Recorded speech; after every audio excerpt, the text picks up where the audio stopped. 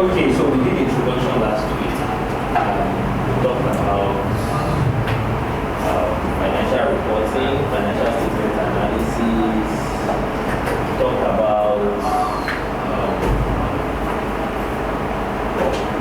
how to analyze the financial statements. And we differentiated between financial reporting and financial statement analysis. We looked at standard setting bodies and regulatory authorities, and we also looked at footnotes and management discussion analysis. We looked at segment reporting. What else? Then we answered questions to interest what we learned. Then we also started, we said we were going to talk about 5 books: income statements, balance sheets, cash flow, statement of changes in equity and so we started with income statements. And we spoke about what income statements are. We started with, okay, what do we understand by income statements? What do you understand by income statements? And we said it's just basically you grouping your income and subtracting it from your expense. That is what you understand by income statement. Then we now look at, okay, if we are talking about income statement, there are 2 forms of income to the company. The one that directly relates to what we call the company, what we do. We now give a very good example. We looked at, for instance, Nigerian bottling company, right? Nigerian bottling company. And we said that, for instance, if we have a Coke or Fanta, what are the things that you feel directly relates to what they do? If they are doing business from a Coke, like they sell the Coke or Fanta or water, that is what they register to do. Are we together? And that is direct income. And that is what we call revenue. So income you get from what you directly register to do, then it's called revenue. Now give another example. For instance, now we have a company. We made money. The money was okay. We decided to invest in maybe buildings, and we generating income. And we probably sell Coke or Fanta. So income we get from that other line of business is called other income. Are we together? Because it's not directly related to what we do. Are we together? And we now further went into what is it called? Expenses. Further went into expenses. We said there are 2 forms of expenses: direct expense and indirect expense. Expense that directly relate to what we do. Expense that directly relates to what we do. For instance, now the raw material that we use to produce the Coke. What else? The ingredients, all these mixture that we use to produce the Coke. And probably expenses that directly relate to what we do are called what did we call them last week? I forgot. I talked to you. Yeah, direct expense. What do we call them last week? Yeah, now you guys have forgotten. Cost of goods sold. Thank you, sir. We call them cost of goods sold. Expenses that directly relate to what we call them cost of goods sold.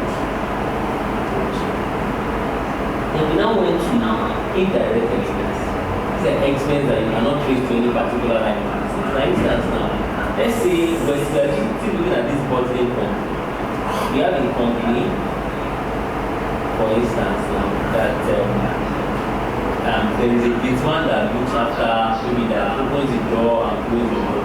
So we can't directly trace that particular action to a line of business in probably the revenue. So we call that indirect expense. We probably put that under admin expenses. I want to get everything. So the addition of direct revenue, which is direct income revenue, plus plus your cost of goods sold minus probably other expenses that might come with probably admin, finance cost and so on lead to what? Profits. Are we together anyway?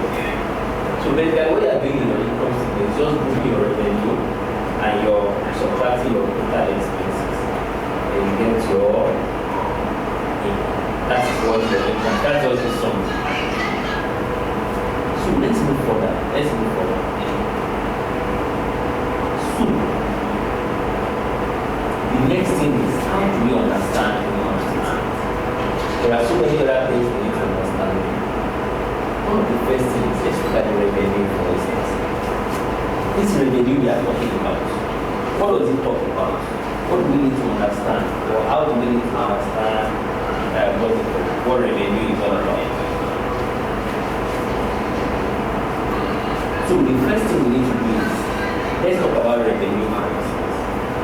You know, when we having this, so at what point do we call this revenue? We recognize revenue. At what point? Is it when, I'm asking, is it when we see cash? Okay, for instance now, let's say we are doing, let's leave Nigerian Bottling Company for instance. So let's look at maybe the recharge card company. So at what point do we call this revenue? Is it when you go and buy the recharge card and pay money?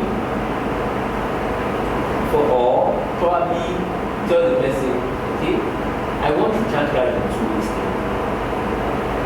They are supplying me 10,000 Airtel credits.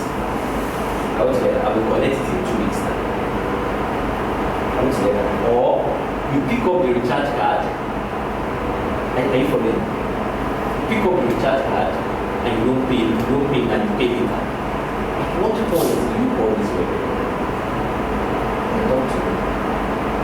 At what point do you recognize this revenue?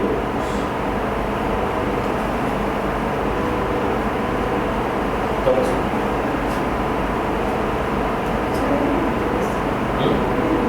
Okay. So if somebody wants to make sense, okay, you are reporting, at what point do you recognize revenue?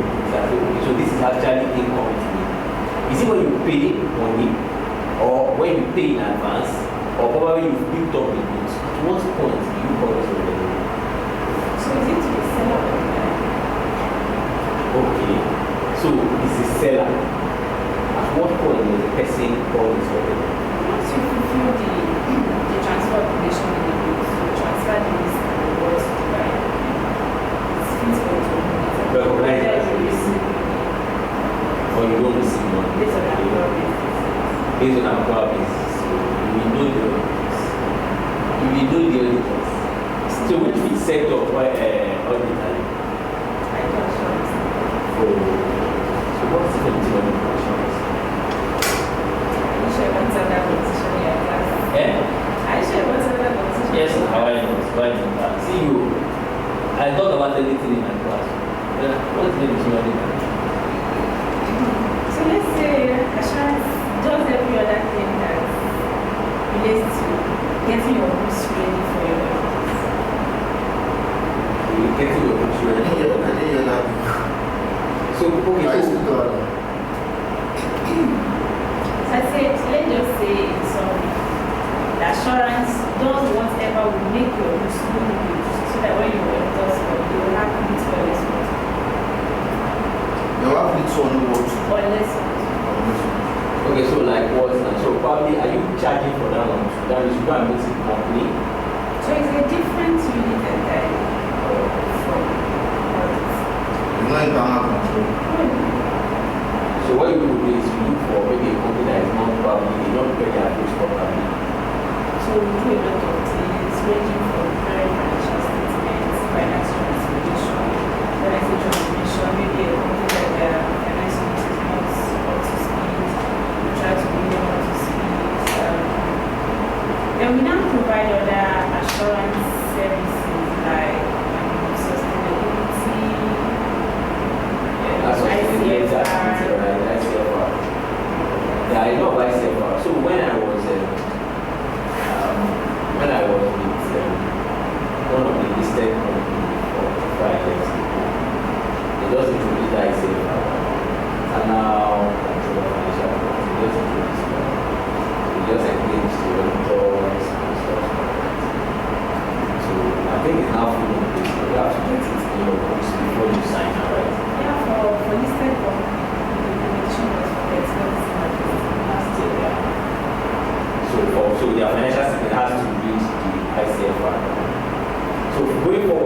if the company has done the CFA, right, it's not the responsibility of the manager that to continue, but most of them are sourced to the auditors. So the thing there is that before you continue, at least you need to do audit. So somebody has to kind of help you to make sure that because basically what you are sourcing to people to help you do that, so that when because auditors are actually not there to help you what they are working and you do it. So you may get people that will help you to know what to do, probably help you to put your books and everything in check. So just like going forward, we just continue and ensuring that everything is okay. I mean, people don't need to help you keep doing it. Okay. So let's continue. So that's a good one. That's a good try. So that's somebody said that while based on natural basis, you're organizing based on natural basis. Right? Okay. Anybody else wants to try? So let me give you three forms of revenue. It's the first one is once you have revenue, you have revenue, and you want to buy goods and services, and when you get there, you pay instantly for that goods and services. That's cash, no problem. You didn't create anything, you recognize your revenue instantly. I mean, go wild. So for instance, now you want to buy your recharge card. You get to the place you are buying your recharge card. The person comes to meet you and tells you that, oh, I want to buy a recharge card 500 naira. Give the person money, pick the recharge card. That's the end of the transaction. Does it make sense, everyone? The second one, you go and meet the person. That is, the first one we described is just, there's no revenue and cash, no wala. You understand? Don't create any assets, any form of wala on your books. Just pay and that's all. That's your revenue. That's all. So the next one now, you look at this person comes to meet you and tells you that, oh, pay in advance. I don't have money now, but pay in advance. Give me the recharge card, or give me the, what's it called? Give me the recharge card, or give me the crate of mineral. I will send my child to come and give me in 2 months' time. Do you understand? So that is another form. So that will create what is called account receivable in your books. I want to get it. It creates what is called account receivable in your books. So the person looks at you and says, oh, I will pay later. You give the person that recharge card. Okay, you pay later, you're like, customer, 30 days time, but don't forget, you guys sign and do that. So that creates what is called account receivable in your books. I wish you get that. And the last one is on-end revenue. On-end revenue. This person comes to you and tells you that, oh, okay, I want to do Valentine February 14. I was saying that I'm scared of the way Coke and Fanta is going up. I mean, now people don't know Valentine, are you so serious? I don't understand. For instance, now you know that there's Valentine February 14, I mean, and the next thing you want to do is like, oh, okay, February 14, and I know the dollar is running up now. Things are not you guys will lose money. So the next thing you do is, okay, give me like 14 crate of Coke. I want to use it to buy something for my baby. I mean, my boo. My boo. I want to put the book down, I mean, for my boo in February 14. So what have you done? What have you done at that point? You have paid money down for your country. That is money. So we described 3 forms of money now. The one you do cash, there's one of the account receivable, and the last one, you've paid in advance, but you've not put it up. You have told me that when you send me 14, I'm going to pick up 14 grams. When you've locked it down with. So at that point, do you recognize me? Maybe part of the salary. Okay. Sanctified income. So these are the issues we have. So that's why IFRS now come and say that, oh, so that at what point I'm going to list out 5 items for you. At that point, that's when you determine this is called. That's when you determine this is. But you understand the 3 scenarios I've painted, right? Everybody. So So IFRS now said that, oh, and US GAAP, they're trying to convert now.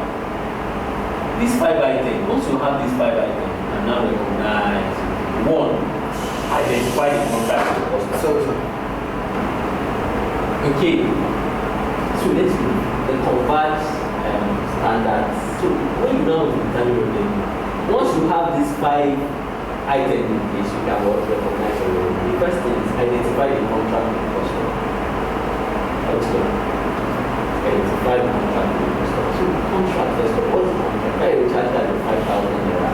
Or why you charge that the what? 10,000 naira? Sorry to interrupt. So when you say convert standards, are you trying to say that 10% agrees to this? Yes, they agree to this. So they agree to this as well. So when you have this, and actually recognize it, actually when you have this, you can actually recognize it.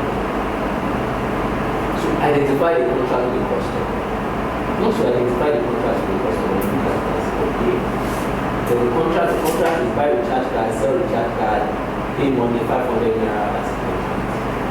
Altogether, identify the separate or distinct performance obligation in the contract. The separate and distinct performance, okay, this is where you are supposed to pick up the recharge card. This is the means of delivery to the recharge. Do you understand? This is the means of delivery to the maybe the coke you are buying. I mean, means of delivery to the coke you are buying. Or what else? Altogether. Means of delivery. This is how you are picking it up. This is where you are picking it up. So all these things will be distinct. What they call identify the rewards in the contract. Then determine the transaction price. The price is 500 naira, maybe a discount of 20 naira. Then because I'm a regular customer, are we together? Then allocate the transaction price against the performance obligation. So this 500 naira is against what's it called? The recharge card you are buying. Then it will include 10 naira delivery. You understand, to the location. And at that point, once all these things are in place, then you can now recognize your revenue. Are we together? You can now recognize revenue. Does it make sense? At that point, you can now recognize. Any question? Okay. So that's the expatiated on it. And that's it. Okay. So, there are different forms when you are recognizing revenue. There are different forms of revenue that you can get. You will get this when you have a contract. Altogether, when there is a contract, the contract says that, oh, you've estimated the revenue to be 500,000. The cost to be what? 400,000. And the profit you are estimating is 100. So as soon as you complete a certain percentage of the revenue or the contract, there's something we call you allocate that revenue to what? To that part of complex. So our revenue is what we recognize is what? 500,000. The estimated cost is what? 400,000. And you're expecting how much? 100. Are we together? Let's say for instance now, you've done 50% of the contract. What will you now recognize in your book? You recognize to the extent of 50%. So the 50% you know, 50 of 500 is what? 50, that's 250. 50 of 400 is what? 200. So for now, this is what you recognize in your revenue books. Does it make sense? So for instance, now you don't do additional extra 25%. So make it 75%. So how much will you recognize in your books now? Your total amount to recognize in your books.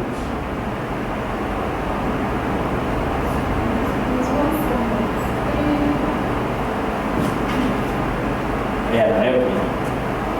Help me.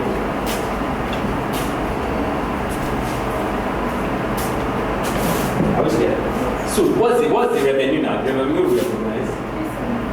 375. Thank you. That's the total revenue we recognize. What's the total cost? 300. Thank you. So what's our profit? 75. So when we now complete the 100%, we now recognize 500, then 400, then 100. percentage of completion. That is what they do. But those that work in Airtel, that do a lot of contracts, you see so many of these things. I wish that. But those that work in Airtel, that work in Airtel, those construction companies, you see a lot of that. So another type of revenue which you can see somebody acting as an agent. How does it work? Acting as an agent. For instance, now you want to go and go to Dubai or go to UK. I know you go and go to Dubai and UK very well. Acting as an agent. So for instance, now you have an organization. And the person tells you that, oh, I want to travel to the UK for a vacation, or you want to travel to the Bahamas. After the stress of the audit, you just finish the listed companies or you can have hired, and then maybe April or March, immediately after you decide to go to Bahamas, you don't know what's there. Instead of going to Fly Emirates, is it Fly Emirates now? I mean, is there Fly Emirates? Oh yeah, now talk to me. Fly Emirates, right? Instead of going to Fly Emirates, you decide to what? Go to... They decide to go through an agent, all these traveling agents, and the normal ticket, and they own everything to Bahamas, they just 1.5, I mean. So what the agents do is they just put on maybe their own margin, I mean, their own margin, and they tell you that okay, the total package is 1.6, I mean. But the initial amount they will recognize it, they will put to the flight rate to 1.5. So when you are acting as an agent, how do you recognize your revenue? What revenue do you recognize? That is that, so 1.6 and 1.5. Okay. 1.5. Okay. Anybody else wants to try? Okay, let me help out. So if you are an agent, what you recognize as your revenue is just your commission. It's less than your part. Once you recognize agents, what you recognize as your revenue is just what? Your commission. So there will not be any cost of goods sold. Your commission will be also the same thing as your what? Profit. Does it make sense, everyone? Are we together? But if you are not the agent, you recognize the full amount of 1.6, the cost of goods sold of 1.5, then your margin will be what? 100. Or 1 million. I mean, it's 100. Does it make sense, everyone? Are we together? Yes. Okay.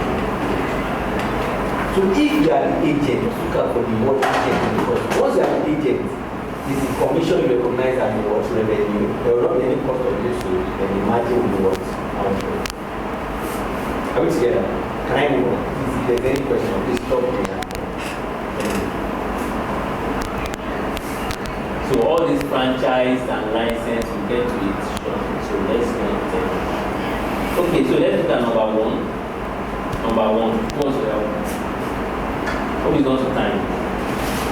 Let me rub the board so you guys can see. Okay. They agree. She just remember this slide and then number two. Go B. Where does go B? B. Okay. I'm sure you guys got it. So you won't go to that. I don't get what it's Yeah, those are going to be explained. Yeah, those are going to be explained. Manifest. Okay? Manifest. I don't understand. Exactly why I said that, because I know that's what people say, so I got it from the question asks for the amount of revenue contracted. And the question says that the client has spent 2 million in each of the first 2 years. Okay, so my own opinion is that if the total revenue from the bridge will be 10 million and the project is expected to take 4 years to complete, irrespective of the fact that the client spent 2 million, I don't want to assume that 2 million is the value of work done by the contract. So I rated the 10 million by 4 and I gave it 2.5. So I'm assuming it's still close to 2 million because the question says it's closest to? I think anything. It's what is closest But to. the question is asking revenue should be in year 2. Yeah, so the approach I took is that since it's a 4-year project, and every year you should recognize or you should be able to do like 2.5 value of the work. So I did 10 divided by 4. I don't know if that's correct. Give me 2.5. So I'm assuming that every year you should do 2.5 part of the total revenue. Okay, so the contractor agrees to give the total priority. Yes, the project is expected to take 4 years. At the total cost of 6.5, so the profit to be expected is 10 million minus 6.5, right? After year 1, cost of 2.5 million are being incurred, and the further 1 million costs are incurred in year 2. The clients pay 2 million each of the first 2 years. The amount of revenue the contract should recognize in year 2. You can base it on the cost. You understand? You can base it on the cost. Okay, so this is it. After year 1, and what was the cost incurred in year 1? 2.5. And what was the cost incurred in year what's it called? Year 2. You can base it on the cost. You calculate. Cost is what? 2.5 and 1 million, and the total amount is 10. Abi? So the revenue you should be expecting is 2.5 divided by 10. Is what? What's the percentage of that?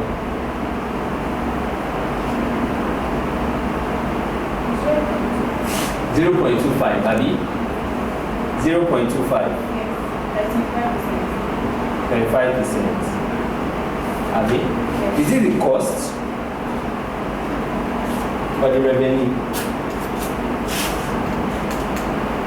After year 1 costs of 2.5 and I'm sure other 1 million costs and credit, client pays 2 million each the first 2 years. The amount of revenue contract should recognize for 2 years. Oh yeah, now. So we said the person paid 2.5 Abi, and this is 1 Abi. So he recognized 2 in year 1, 2 in year 2 Abi. So in the total amount of revenue the person has incurred is what? 4 Abi. And the total amount cost the person has incurred is what? 3.5 Abi. The total profit the person has incurred after year 2 is what? In year 2 is what? 0.5. And it's straightforward. They are not asking us what is the revenue the person incurred in year 2. Does it make sense? Okay, so it makes sense. Taking it from another angle. Please do. That's All of that, they are just distraction. Right. so the fact that the client paid 2 million. That's the revenue. That doesn't guarantee that that's actually the It's very revenue. I mean, if I'm looking at the 5 boxes that you I mean, that a client paid you 2 million doesn't mean that you actually did work worth of 2 million. It could be higher, it could be lower. Okay. Actually, from what you're saying, right, the question has very much. They want to cost 2.5 million. So that's the value of what they are done in year 1. Right? So if you want to judge it by the revenue, 2.5 million of 10.5 of 10 million. That's 2.5 million. That's, I'm talking about the percentage. The funniest thing is you cannot even divide that revenue by 4. Because you cannot end equal.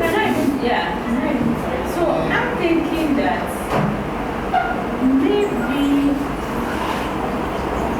So now I don't want to mix up this CFA with Department of IFRS. But if we really want to judge it from the lessons of IFRS that we discussed now, that someone paid you 2 million doesn't mean that's what your revenue should be. I'm sure. Yeah.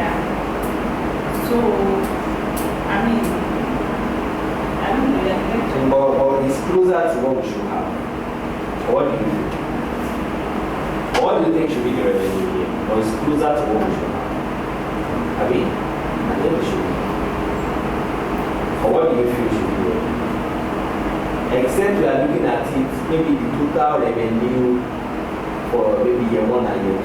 But this is year 2 alone, I think it should be 2. What do you feel?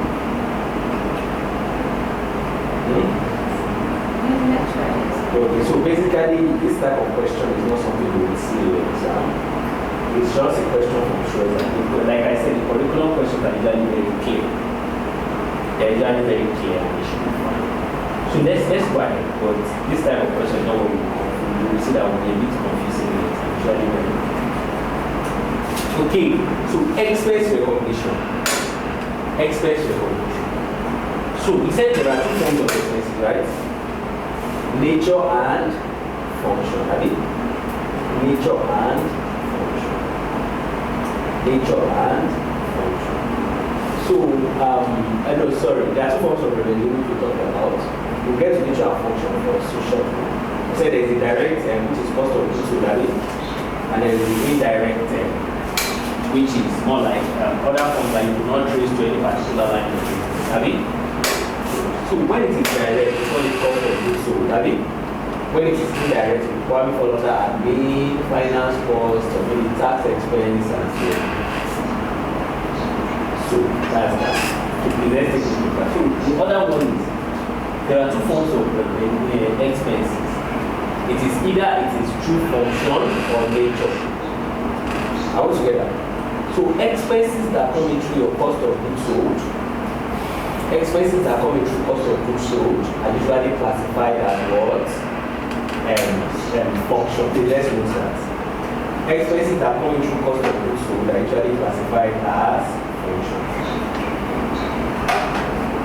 Expenses that come through cost of goods sold are usually classified as function.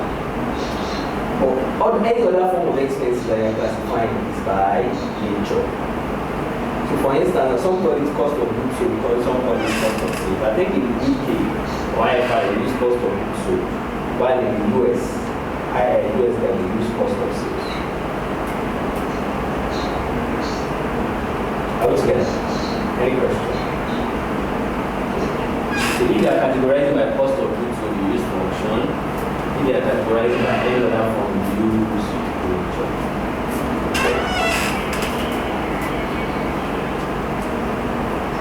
What will be easy, accountants can be fraudulent. Accountants can be fraudulent. For instance, now you have a CFO. The CFO is going to report on the board. CFO is going to report on the board. And you are in probably June. You are in probably June. So the profit you made, the revenue you made is, let's say, 500 million. And the other expenses and everything, you get 400 million. So what profit will you be expecting? 100 billion, But in July, you are already in July and you've seen a profit of let's say maybe 200 million. And your CFO comes to me to like, Oga accountant, how are you doing? What's the profit for this year? It comes to me like, what's the profit for this as at June? You say it's 100 million. Oga accountant, I'm going to meet the board. And the profit I want you to declare, I don't know how we will do it. Declare 300 million. Work it and declare 300 million. You know what the accountant will go and do? Will go and move the revenue from July. When it is actually July, the stock materialize. You will go and move the revenue and the expense into June. Does it make sense? So you'll be able to get what? 300 million. Does it make sense? So with this now, what you are doing is not right. And that's why they brought what is called matching principle. You match the revenue and the expense in the period in which they occur. So imagine you are analyzing the financial statement as at June and you notice something like this. At that point, it's a red flag to you. Flag it. Does it make sense anyway?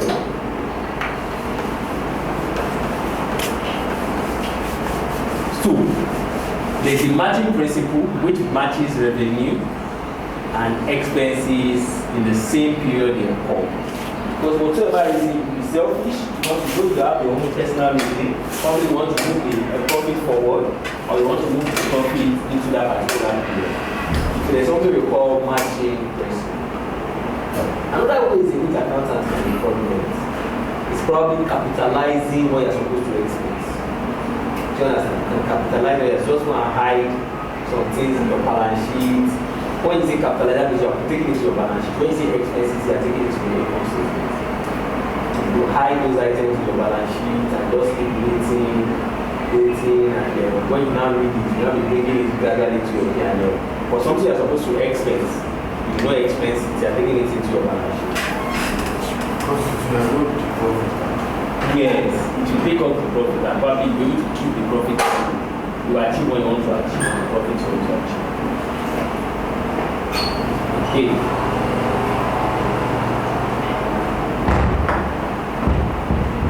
Are we good?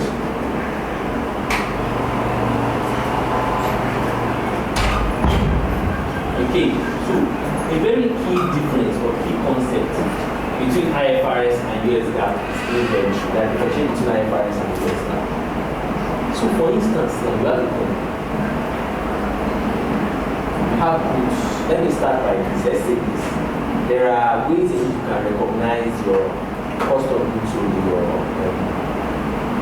in your cost of goods sold or inventory in your P&L. IFRS allows 4 ways, 3 ways in which you can do that, while US GAAP allows 4 ways. IFRS allows this method they call first in, first out. Are we together? Last in, first out, weighted average, and specific identification.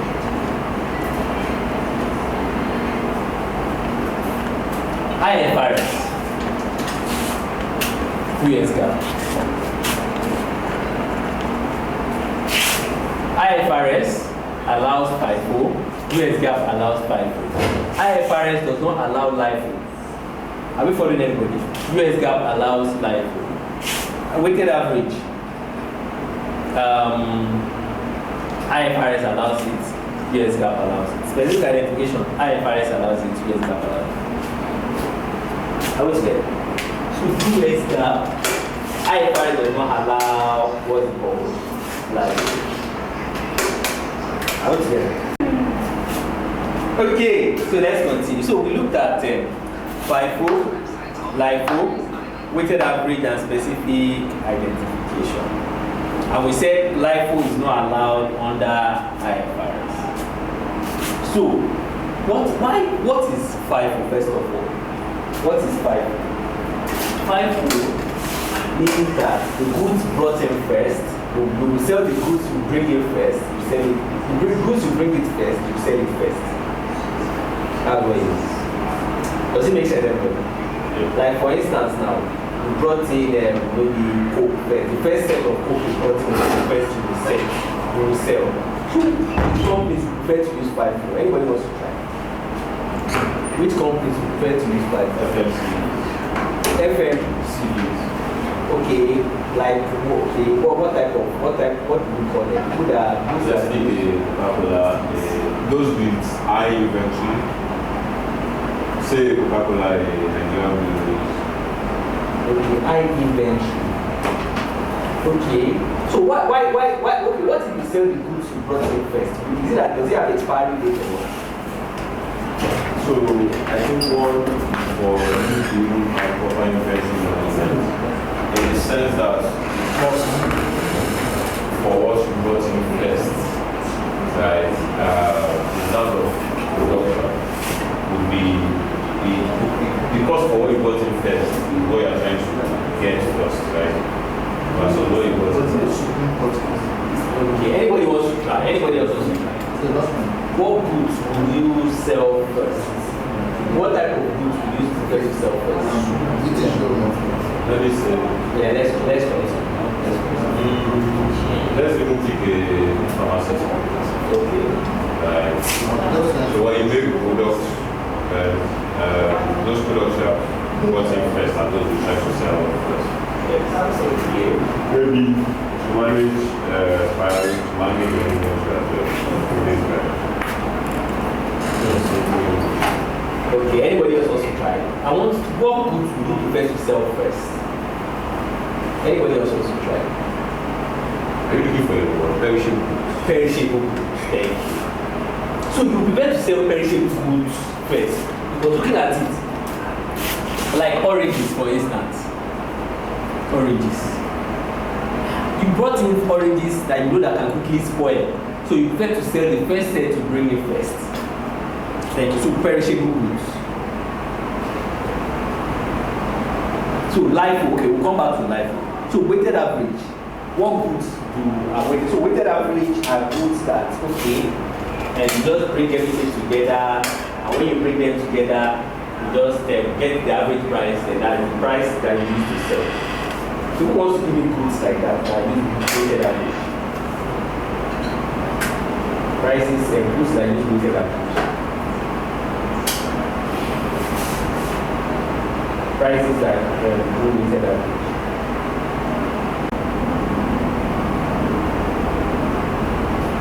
Example of goods that do weighted average are basically oil and gas. So if I have to buy, you bring in PMS, petrol, you understand, you pour them in tank, another one is coming. So what you don't do is just sum it up, the average, that's what you start selling. You remember the period, then government just brought in and said, okay, it was 200 and something, the next they increased it to 500 and something, on that particular day. So there was no differentiation. What the goods they had, they just go, we brought it together and decided selling at the price, at the market price at that price. So maybe all those oil and gas, petrol products and so you use weighted average for it. So specific identification. So specific identification is they have tax on them. I mean tax on those goods. For instance now, let's look at maybe you go to a shop right, or maybe you want to buy a motor vehicle. The tag is on it already.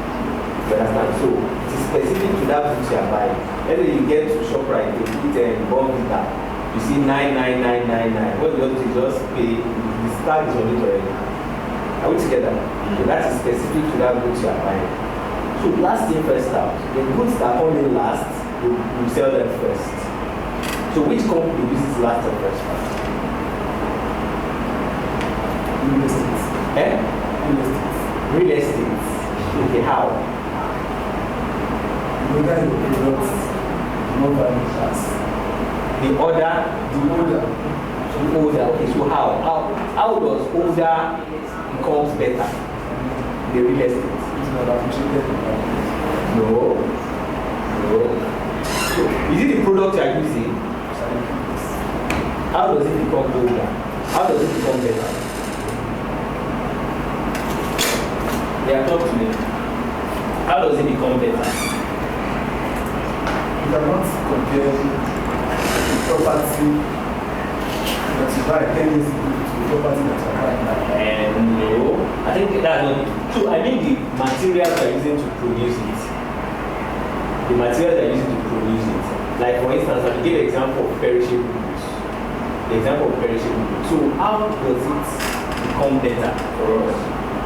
So if, for instance, now goods you bought and you're selling it, what's it called? Who wants to try? Nobody else wants to try. Let me hear from you. Because logically, normally, it doesn't really make sense to use last and first.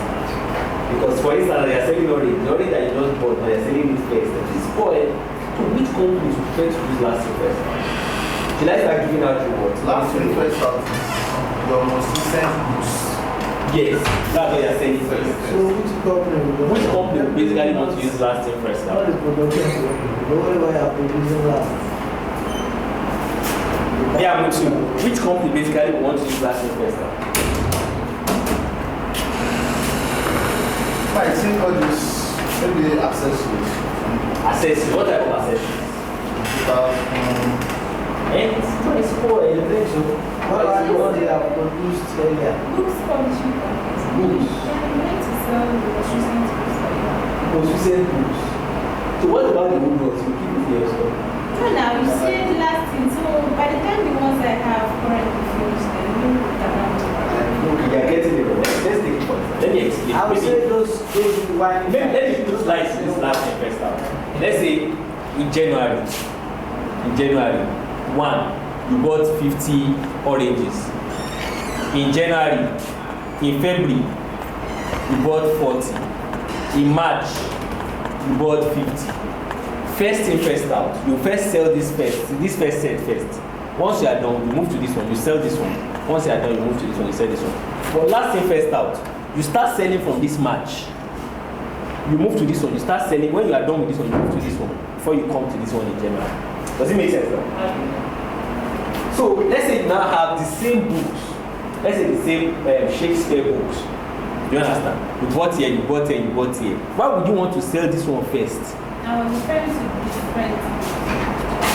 different Books, how? like let's say I like this and probably I have older versions of this. It's likely that I would want to sell the most recent version.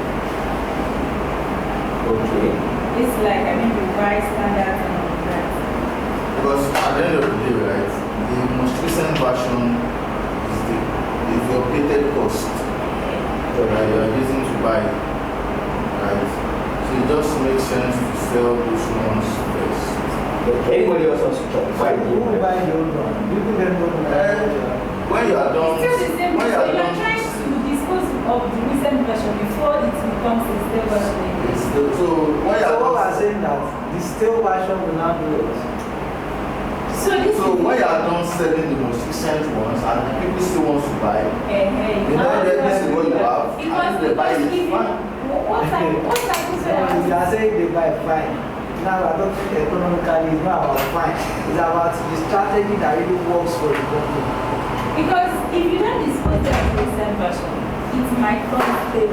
Again. When they have another At version. the end of the day, those steel versions that you have before, you still be wasted. That's not a I think strategy. companies don't really- For like this one, they are saying it's actually a strategy that works for that line of business. Yes, thank you. Should I say it? Say that. Okay, I want to give money out. I want to give 10K out. So we've not Anybody got that it is to not work there. out. We don't have it. That's what I say. No one has Say it. I want to give money out. How do we do it? I want to give money out. If you get it, I'm giving you 10K. Transferring 10K to you now. Give us more time. No time, there's no time. Yeah, let me help out. Look at this for instance, logically. You work in a company that sells stone or gravel or sand. Do you understand? Because you want to do first in, first out. So once you are putting sand, let's say the first sand you bought, you pour it here, the second one you pour it on this one, the third one you pour it on this one. Do you understand? And there's no differentiation. So if you want to start selling, you start selling from top and the one you just poured in last. Does it make sense? Yes. So basically because you want to do first in, first out, you first dig up this first one first before you now. You understand what I'm saying? So companies that sells probably stones, gravel, sand, they use what is called last in, first out. Does it make sense? But in USA, even perishable goods can use last in, first out. Does it make sense? But in IFRS, you don't allow last in, first out at all. So now, companies that produces gravel sand in Nigeria and they don't allow last interest out. Yeah, but there's no differentiation. There's no way you can even differentiate it. Do you understand my point? There's no way you can differentiate it. So by the time that this is the first one I bought, there's no differentiation. It's the same sand.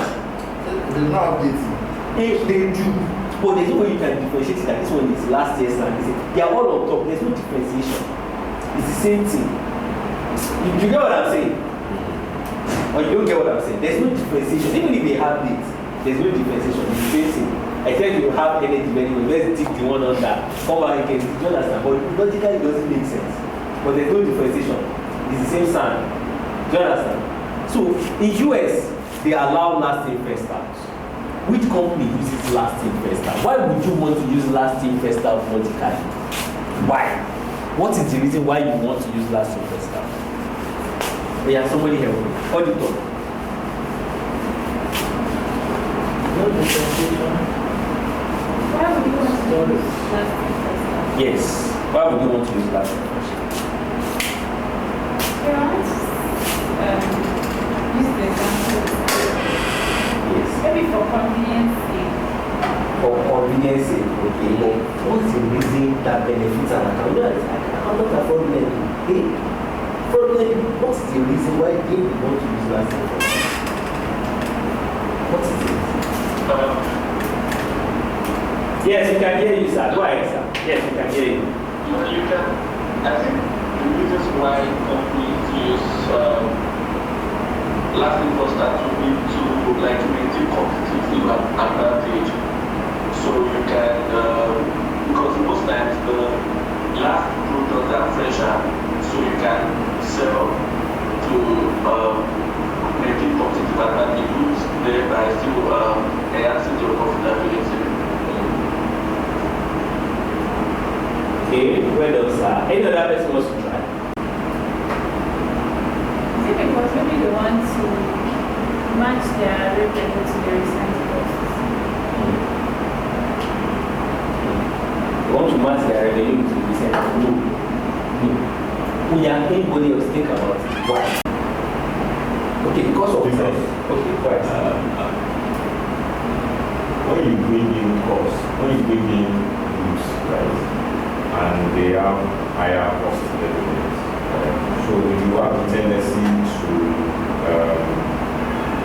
how do I look at time? You have a tendency to benefit from lower taxable income because you are able to, the cost of those goods at that point in time are higher than what the previous ones we produced are. Okay. So what is the main reason why they want to use life?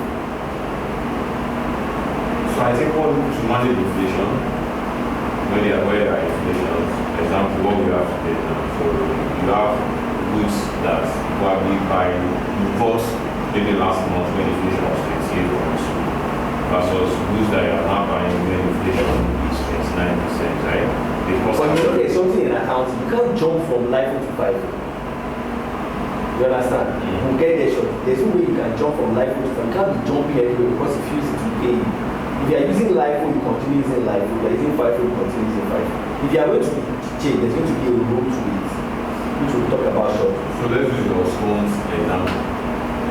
If I bought a tipper of gravel for maybe 70k 2 months ago to resell, and I'm buying the same tipper of gravel this month for 76,000.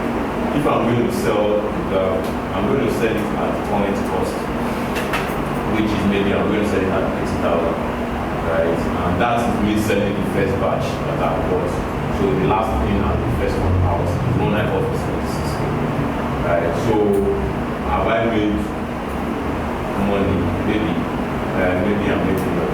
So if I'm going to sell the next one, which is the first one in, as the one I bought at 70k, I'll still sell it at 80,000. Right, to still keep up with inflationary trends and manage whatever is going on. So what is the main reason why somebody wants to do it? Storage. Storage. There's a main reason which you said it before. I don't want you to emphasize on it. The main reason why you want to use life in the USA, in Canada, is because of, you said it is because of tax and taxes. Looking at it, in the US and you pay a lot of taxes. So the main reason why the company wants to use life is because of tax advantage. So this is it. You said it. Your revenue. I'll give you the short cut when we get there. If there is increase in your cost of goods sold, I mean, when there is increase in your cost of goods sold, you make a lower margin. From a lower margin, you make a lower profit, and from a lower profit, you pay in lower taxes. That is the only reason why the logical, the right-thinking person will want to use life. Does it make sense? Yeah, that is for some. Well, that case of the stone and gravel, I would think it's because of space. It's because of It's not space. Because at the end of the day, you need to just move one of the place. No, but it's actually arranged now. If you bring a tipper, there's nothing differentiating. when you get to the Once you put it together, there's nothing differentiating. No, I thought you were everything They there. don't want buy space now. They have to want it. Does it make sense? So you've seen the reason why people, although we'll talk in detail later. So life, only US GAAP allows life.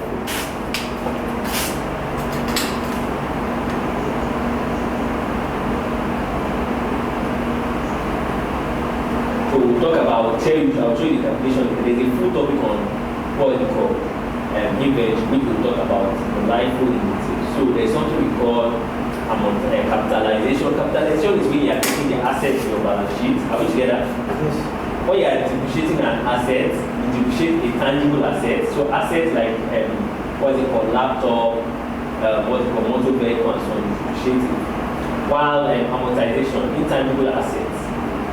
Intangible assets like maybe goodwill, what's it called, maybe patents and every other thing, you amortize it. While natural resources, all those natural resources that we see, you do depletion on it. Okay, so please let's pay attention. There is a very good topic here.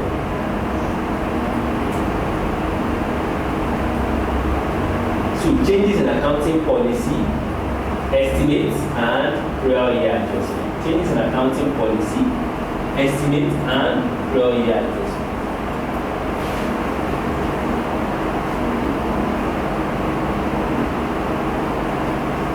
Changes in accounting estimates, policy, and prior year. So who wants to know what is changes in accounting policy? Or changes in accounting policy or principle? Who wants to know? Anybody wants to try? Changes in accounting policy. Changes in accounting policy is for instance, if you are using the straight line method for depreciation, and you decide to change to reducing balance. Okay. So that changes the accounting policy. Okay. Anybody else wants to try?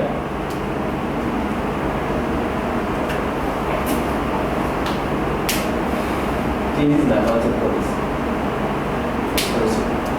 So for instance now, you are doing you are using LIFO before. You are now moving into FIFO, or you are using straight line method before. Like Oga said, you are now changing to reducing balancing method. So that is changes in accounting policy or principle. Once you have tried, what is changes in accounting estimate? So let's say, for example, you cited before, you have a building that originally used to like hospital for 5 years, and you now say that useful life should be changed to 4 years. Thank you. 4 years.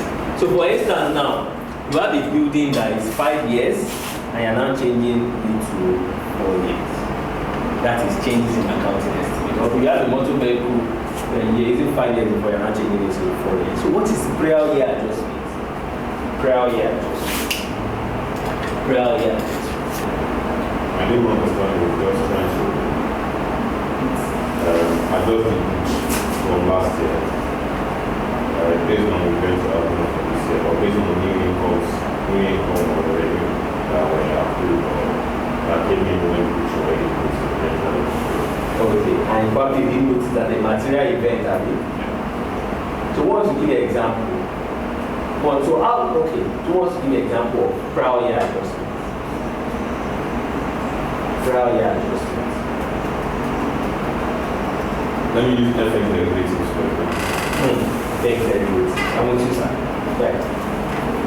So some of your obligations that are due end of year is each year.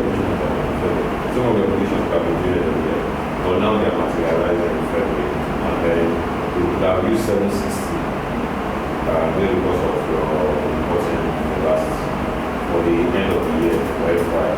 But now things have changed, and then at the point of materializing, at the point where they are maturing, you now have them at 1,400. So those kind of adjustments are coming. And there's something we call realized and unrealized gain. You can use that one. I don't think that might work for prior year adjustment. Anybody else wants to add to it? We'll talk about realized and unrealized later. Anybody else want to talk on it? Prior year adjustment. Yeah, can I talk about it? Yes, sir. Please go ahead, sir. Yeah, so prior adjustments typically from the result of errors coming out of the previous financial statement. So, if for example, if we realize that there was an error financials, you're expected to correct those errors in your material. And if your material and you're correcting, then that's a problem at respect. Thank you very much. So look at this for instance now. There was an error that happened maybe in 2019. A material error that happened in 2019. One way or the other, the auditors skipped it. Everybody skipped it. Maybe because you and the auditor, you guys have become so close that you can actually find your way around. So in 2023, the auditor came coming.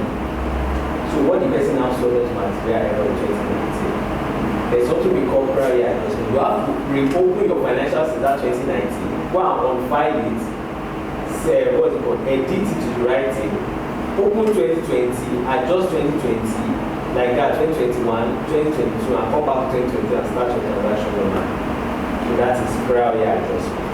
If it has been published, it should be. That is a big reputational risk. It affects the company for instance, you have filed the FRSC, you have filed the Nigerian Stock Exchange, tax people have used your file, you go and meet all those people and announce in the newspaper that you are reinstating your financial statements. It's a very big issue. It's a reputational damage. I've never seen anything. They have. You know, it's also not depends on your relationship with your auditor. You have a very good relationship with you. Maybe you will pay me to give you this advice. You go and meet your auditor and tell them that, okay, you know it's a crowd adjustment, you did mistake.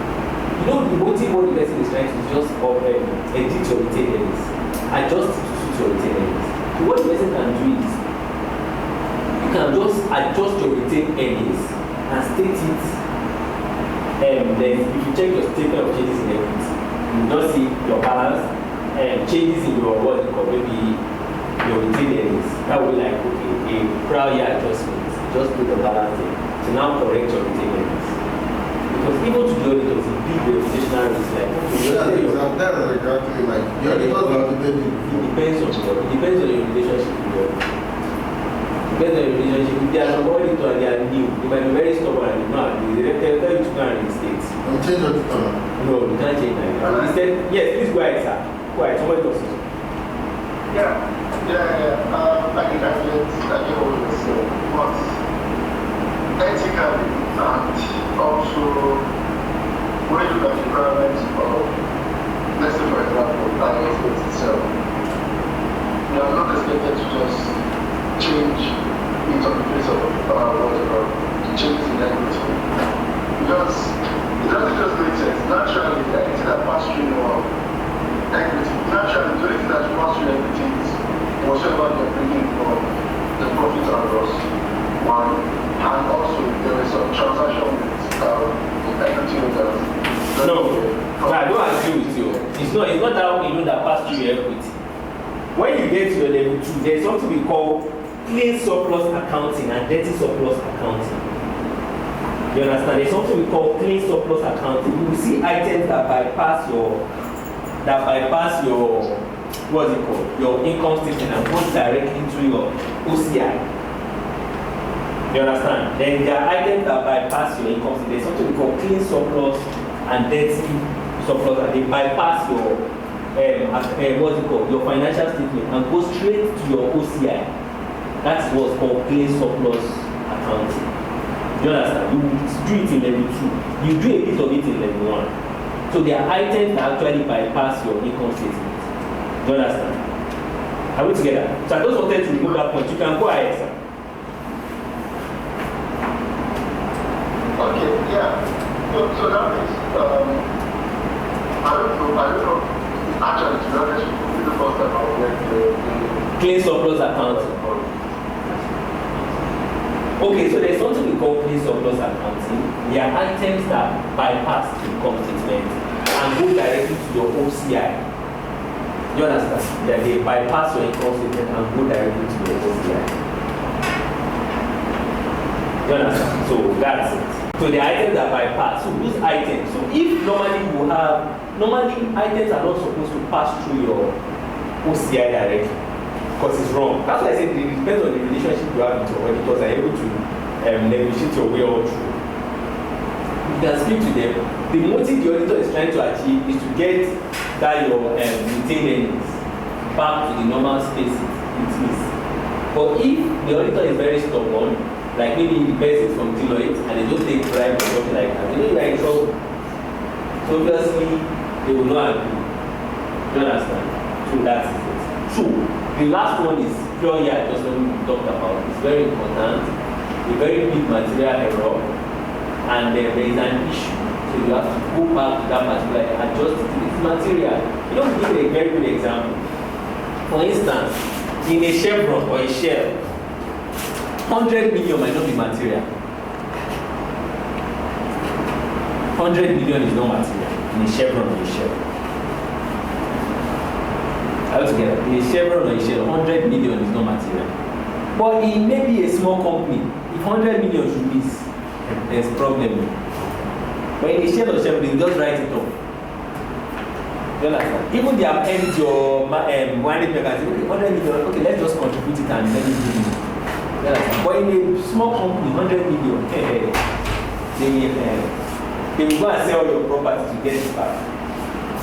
So if it's material and the auditor deem it feel like it's a big issue, they will be there. What's wrong? They will go and restate it. So like seriously, they will call all the published. Yes, they will. They call it back. Yes, they will call it back. The statement out. Yes, you go and republish that financial. Everybody that picks up that financial, you go back to them and tell them that they have reinstated this financial statement.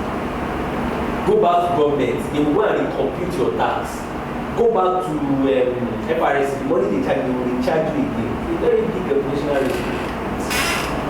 Big reputational risk. So you should try and avoid things like that. Can you show me an example? I will get to some of those that have reinstated their financial statement. It's a very big reputational risk. As I said, if you are smart enough and you're able to convince your auditor, you're able to convince your auditor and you tell them that, no, you know the implication of these things. If you do that, it will affect everybody. Because at the end of the day, I feel like the damage that will be done. Yeah, that's what I'm saying. You're smart enough and able to convince your auditor. Even the auditor that. But the right thing to do is to reinstate your financial statement. The auditor that will tell the financial statements. Yes. Is implicated, and that one said they are putting their job at risk. Yes. Look at Ato Anderson and Aaron now. After the whole issue, they had to change name and every other thing. You understand? They had to change name because if they continue at that point, every time a very big company and there was a mess, if they continue like that, people will not trust their. Exactly. So it's a big mess, so you have to be very careful. So, this is your example. You don't even need to know all these definitions. How do we treat these three items? Principle, estimate, and prior adjustment. Let me help. There are two ways in which you can treat errors like that. It's either you treat it retrospectively, or prospectively. Retrospectively means that you go back in time. Sorry, I'm thinking about it. No, that's right. It's still on that. So, but if it's the type of error that maybe it was not like a principal error per se. Maybe when you were computing, it was a mathematical error, something happened, and one way or the other, that error flies through everything. Yeah, if it flies through, it's not a good problem. You can just edit it to the right thing. That shouldn't be an issue. That's why I said that's deemed material. So you don't, for that type, it's not like you follow. That's deemed material before you can say let's go and receive financial. Not every small error. Every small error in the state of financial. The company will run away, everybody will run away. You will lose trust in you. The reason why I'm staying on it is I know that not all financial statements are actually free of errors. Yes. You know that's why we were talking about last week that it doesn't mean that there's no fraud in that financial statement. It just gives you a reasonable assurance.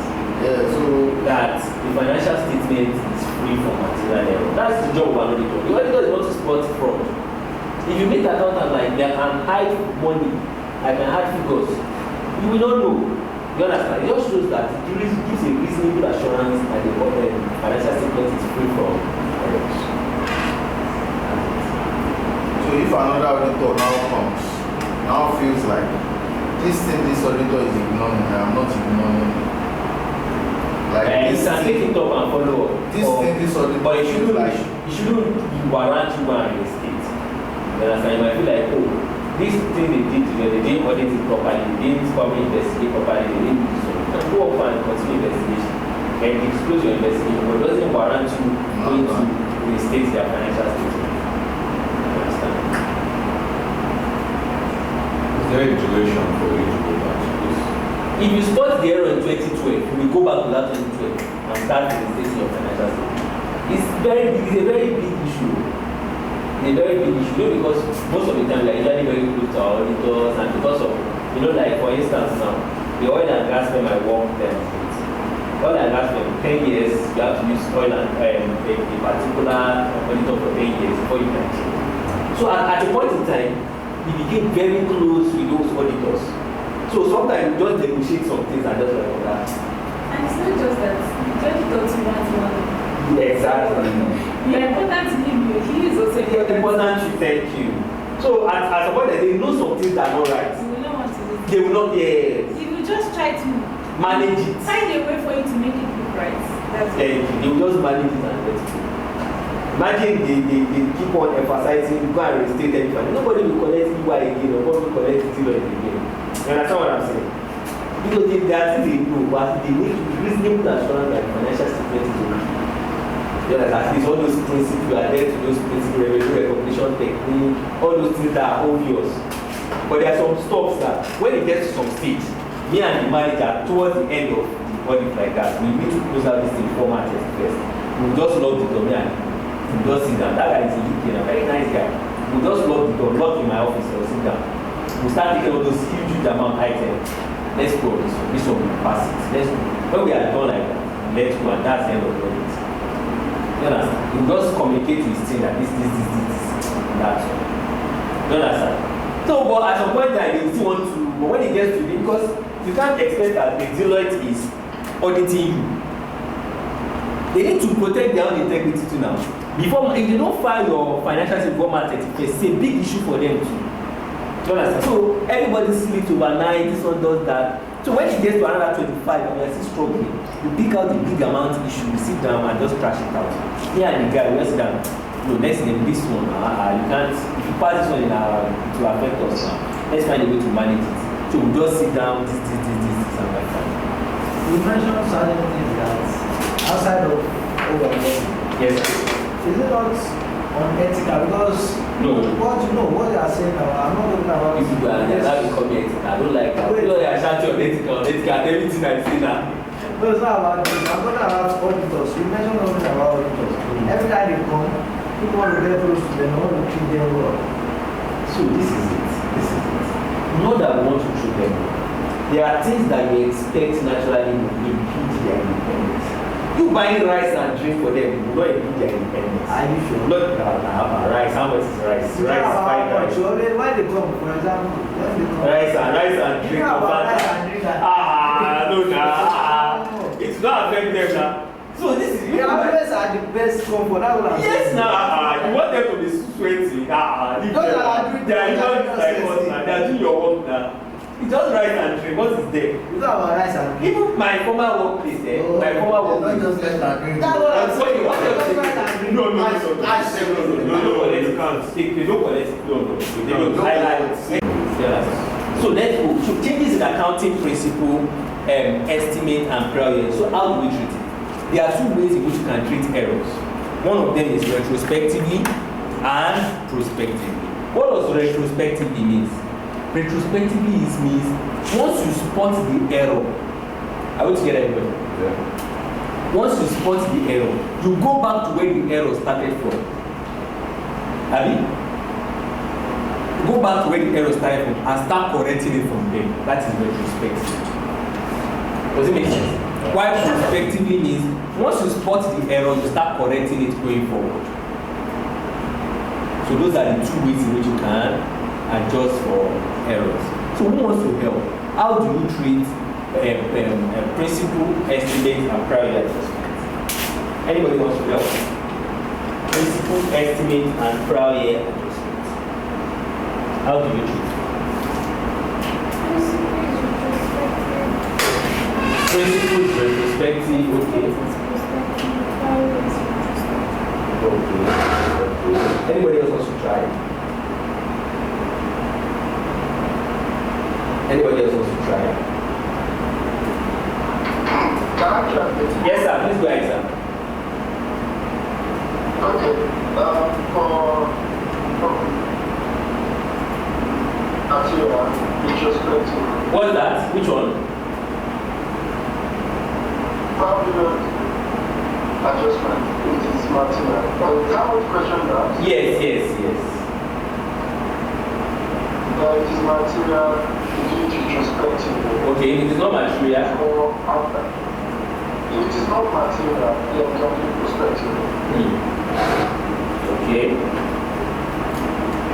What's the next one? Accounting estimate. It is prospective. Estimate, prospective, okay. Then accounting policy. There are changes in accounting policy. Which is retrospective. Okay. Like future perspective. Okay. Anybody else wants to try?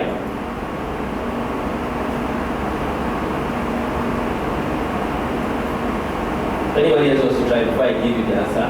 So logically, P will not go for P. P will go for R. Abi? E will go for P. Then P will not go for P. Will go for R. That's how it's going. The example. I don't want you to be stressing yourself with the exam. Does it make sense, anybody? So, policy or principle goes for retrospectively. Estimate goes for prospectively, while prior adjustment goes for retrospectively. Does it make sense? I wish get everybody. Makes sense, everybody? Are we quiet? Or if you don't want to use that one, you know they are now saying they are bringing the policy to Nigeria now. Man to marry man, woman to marry woman. But logically, in Nigeria, we cannot accept that. Abi, we don't accept that. Man must marry woman, woman must marry man. Abi, let's say for instance, you don't want to use that. Now it has now got into a world where man can marry man. Let's keep that one. There's the magnet. For those that did magnet in secondary school, like pose what? Repel, thank you. So P will not go with P. Abi, while P will not go, so P will go with R, P will go with P, while P will go with R. Does it make sense, everybody? I will get it.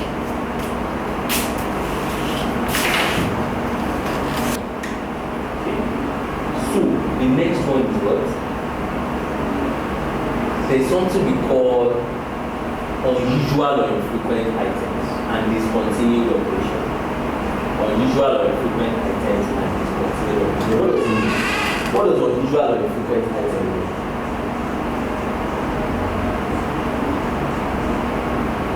What does unusual or infrequent item mean? When you say unusual or infrequent item, what does it mean?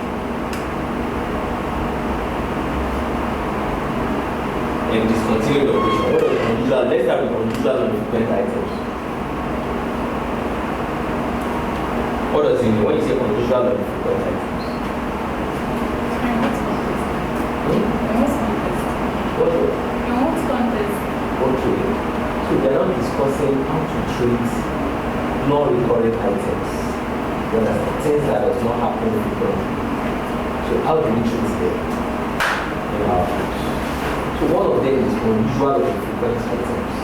If there is an unusual or infrequent item to your business, how do you treat it? So what does it mean when you say there is an unusual or infrequent item? Sorry. What does it mean when you say there is an unusual or infrequent item? What does it mean?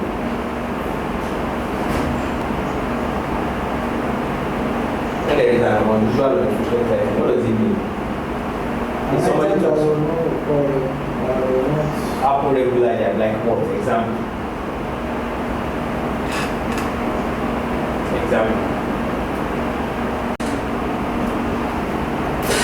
Yeah. Asset sale. Okay. You can sell your asset regularly now. You can be disposing your asset every year. Yes. You can be disposing your building every year.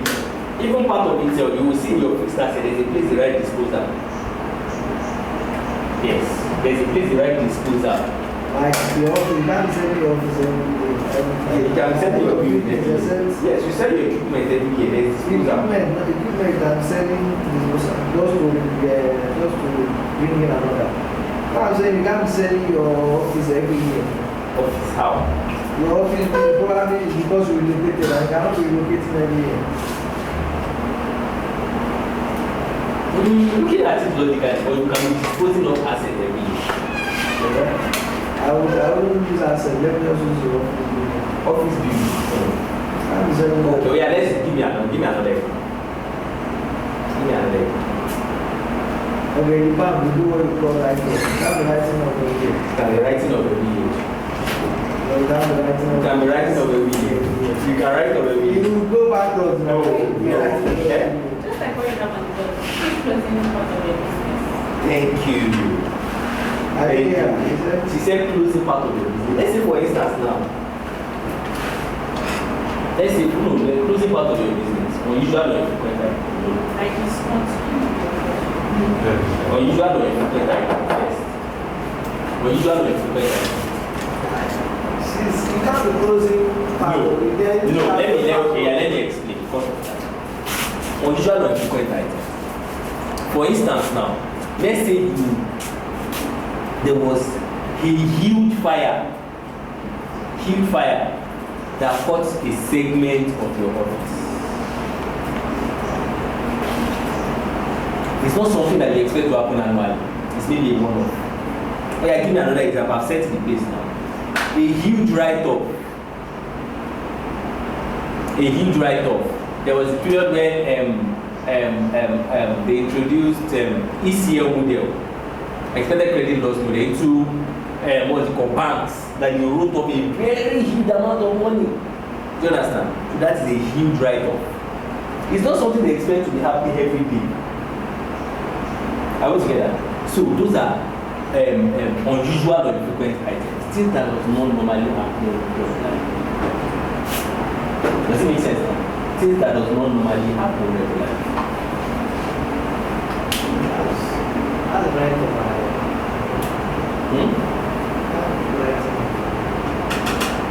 You understand? So these are things that does not usually happen in life, but we do write off annually every year. Yes, normally. But there is a huge write. This one is one off. Because maybe due to the standard that came, you have to write off all bad loans. You understand? But when you do your receivable section, you have to be writing off. You understand? So how do we treat this one? This is the first one. Unusual or infrequent items. That's the first one. The second one is discontinuing operation.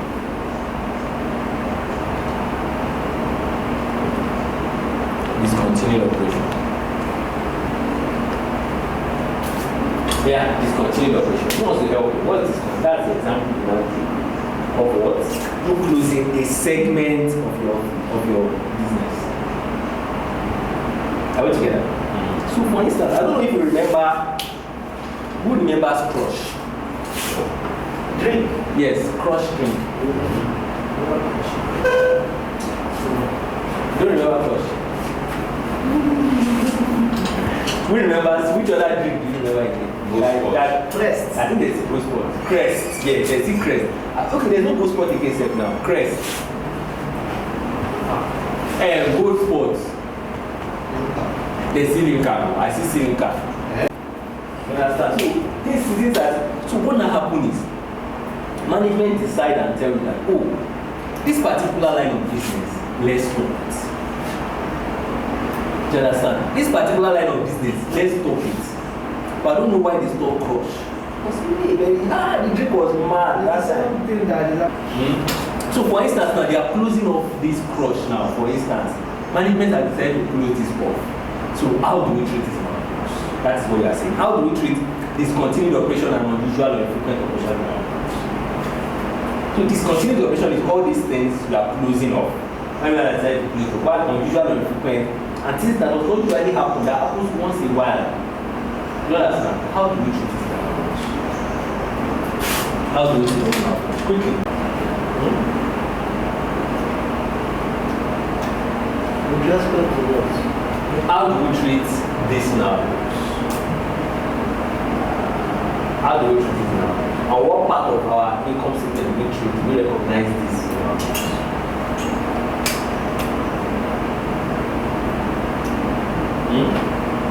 That was okay. So if, for instance, now we are looking at discontinued operation. So let's look at an hypothetical financial statement, a revenue. Abi, you get this. You get cost of sales. You get this. Abi, you get your gross margin. Abi, you get your admin. You get your other income. Can you see my screen? Then you get your finance costs. Abi, then you get your what? Profit. You get your tax, then you get your profit. Abi, then you get other items that comes under this as well. Abi. So how do we treat unusual or infrequent or discontinued operation? So unusual or infrequent, I will tell you. Unusual or infrequent are usually before your profit before tax. Please let's note that. Are usually before your profit before tax. So for instance now, it depends on whatever it is. If it is a gain, you might put it as other income. If it is a loss, you might put it as admin. If it probably is a huge write-off, you might put it as admin, as write-off, or probably if there's a huge write-off, you might put it as cost of sales. Or usually it comes before your net income. Are we together?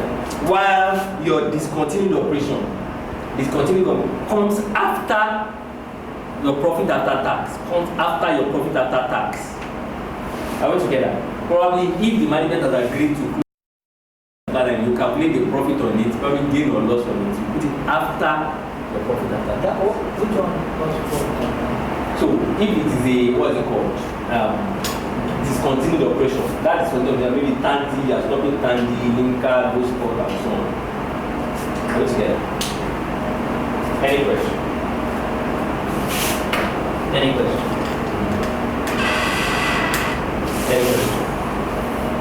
But anything you want me to clarify? After tax, that is Profit after tax. Okay, so there is a line before you put this here. So if it, for instance, if you are putting a particular, you first put it here, then you now have OCI, and you now put the figure of this, and you get to understand. So we'll talk about this. We'll talk about OCI before we round up the concept. it means I will not be charging that stuff for tax. That's what it means. Yes. Yes, you're not be charging. Not be charging. Any questions? But why not? They operated in that financial year. Yes, but they are closing it now. They decided to close it. So they're not paying tax on that year they operated. Yeah, so they have decided to close it. So it's not a big deal. They have decided to close it. So I'm closing the business already. Okay, let's move on. So if your discontinued operation is a very significant amount of money, significant of growth, right? In terms of what you made for that year. What is the implication of that on your approach? What is the implication? And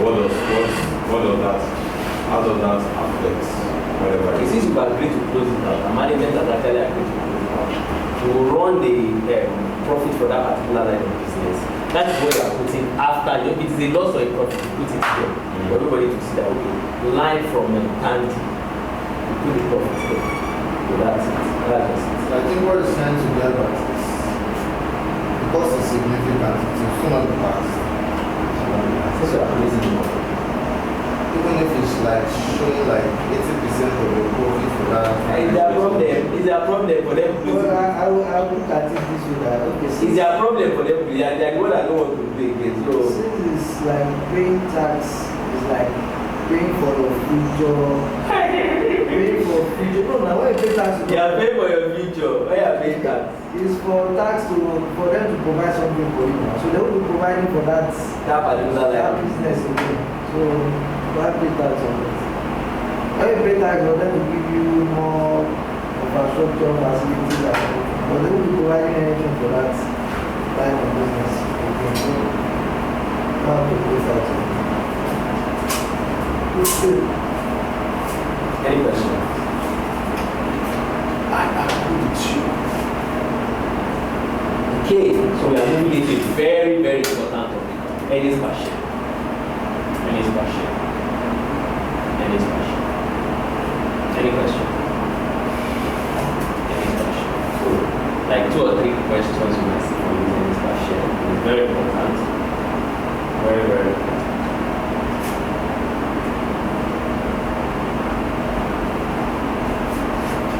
Earnings per share. So, what do you understand by earnings per share? What do you understand by earnings per share?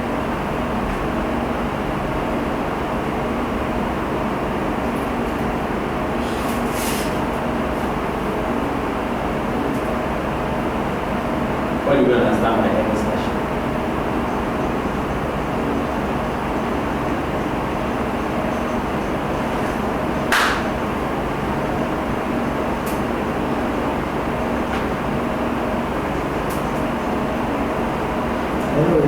Maybe the profit made on a share of the company, those are companies that sell shares as company.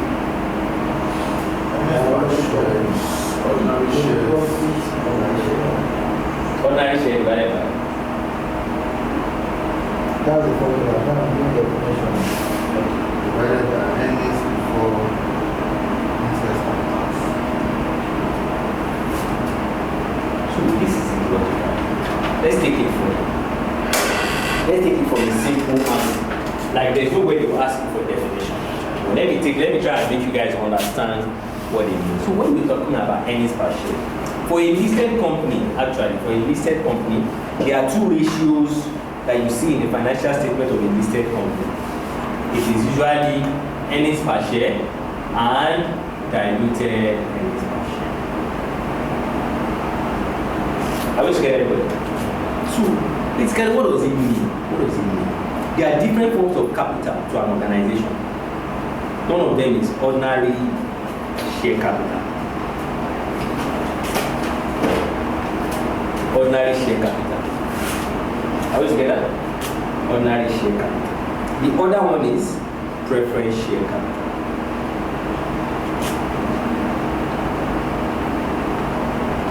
The next one is debenture. So how does it work? Ordinary share capital. You see this set of people, they come and meet you. I don't know if you watch Lions Den. There's a program they call Lions Den. When you saw these big investment bankers, what's it called? Yes, there's this big chapel hill, big guys. If you are going to meet such people, they've seen it all. You cannot lie to them. They know where you want to hide. You understand? So just go, if you don't know, just say you don't know. It's better, it's probably just take a correct person that knows this thing. If you go and bring useless man, you just be laughing at this thing. Why are you stressing yourself? So for instance, like, you go and present your plan to them. Very guy, very interesting, you speak to them. I want to start a company, a refinery. A refinery. You understand? And you look at them, okay? You present a very good proposal to them, very sweet, interesting, things are working. Makes sense. And the next thing they ask you is, okay, how do you intend to finance this refinery? The next thing one of them just says, okay, it's a good proposal. I will invest in your company, but I will invest as ordinary shareholder. What does that mean? The person is telling you that I will give you money, but I will be waiting till the end. If you make profits, I will start collecting dividends. And when you say you invest as ordinary share capital, that's what it is. You will wait for the person to start making profits and start collecting. The second one is preference share capital. You present your proposal to these big men, these investment bankers, and you tell them that, you get into it, okay, it's a very nice proposal, but you will not start making money in the next 5 years. And I need money. I need to start getting dividends. I will invest as a preference shareholder. Are we together? I will invest as a preference shareholder. What preference shareholder do is that every year they will agree that you must give me maybe a particular dividend. If it is 50 million, if it is 100 million, whatever you guys agree. Are we together? So this is agreement. So even if you make loss or profit, you have to pay this person 50 million naira as his dividend.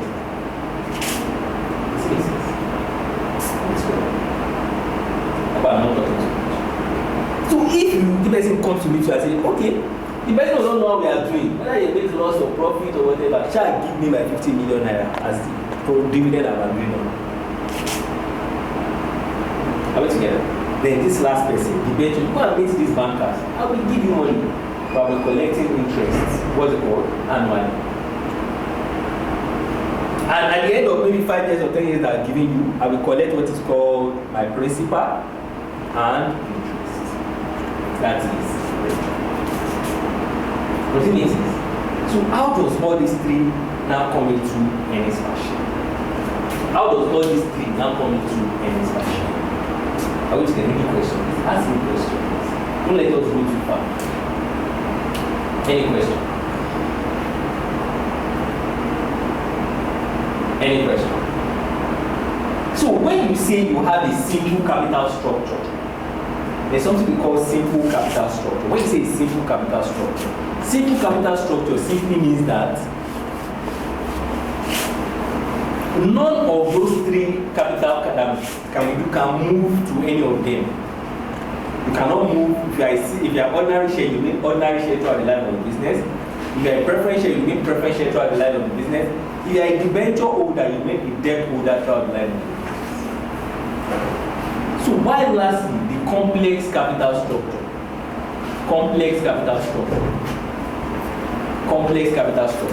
You have that particular person that can convert from any of this line into what? Ordinary share capital. Are we together? Or you have the preference holder that can convert into ordinary share capital. Why would you want to convert from imagine the president coming to become a senator? This is the best. Is it? Yes. It's the best. I would think that potential profit or not. No. Imagine you have invested in like a Zoom or a Microsoft Teams, and you agree that it's 50 million you'll be getting annually. Imagine that year of COVID. Hey, money. They will just give you this 50. The ordinary shareholder, he gets every other thing. But this person, there is nothing that will be getting this 50. It's fixed. It's fixed, so nothing will happen. Things are getting bad, things are getting when you get this 50. But if the company makes it big, like Zoom or Microsoft Teams, hey!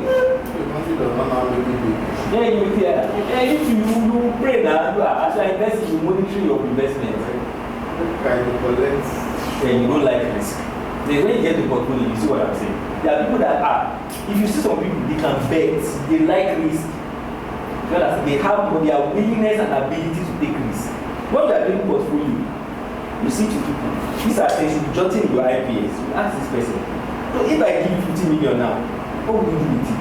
Okay, I will put it in my bank. If you give me 15 million, give me. Hey, first one, buy, Baba, you know this person like this. So these are things you observe. I know from what you just said that you don't like this. You are a very safe person. So I want to invest in you now for what I just want to put your money in public treasury bills. Because you want to be getting the steady returns. You get what I'm saying? You don't like risk, but you meet some people, hey, as their salary is entering, they are probably taking risk. You understand? It's because from the little interaction I had, I just said, I just actually have somebody that likes safe investment. You understand? So, going to sleep well at night, yes. But me, hey, once you give me that money, I'm probably looking at it. If I lose, nothing will happen. Money will finish, nothing. I'll best enter one lounge. You understand? Like I saw yesterday, there's that beauty, that guy on Twitter now. The guy wrote that, please enter one lounge and spend your money. Enjoy yourself. 100K cannot buy you a house. It's the truth. 100K cannot, sometimes you don't have to enjoy yourself. You understand? Me, I like risk. I take risk very well. You understand? So it depends on those are things you will take. You see somebody sitting with you. You ask the person, how old are you? The person said he's 60 something.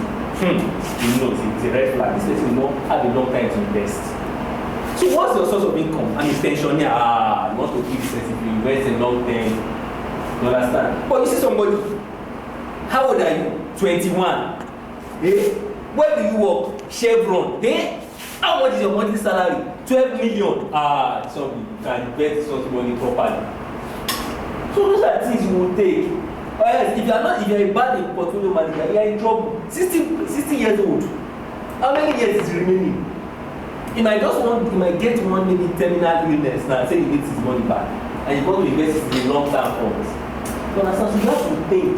Look at what you put in your IPS when you start your portfolio management. You understand? CFA is a very interesting journey. Very, very interesting. Let's continue next week, my boss.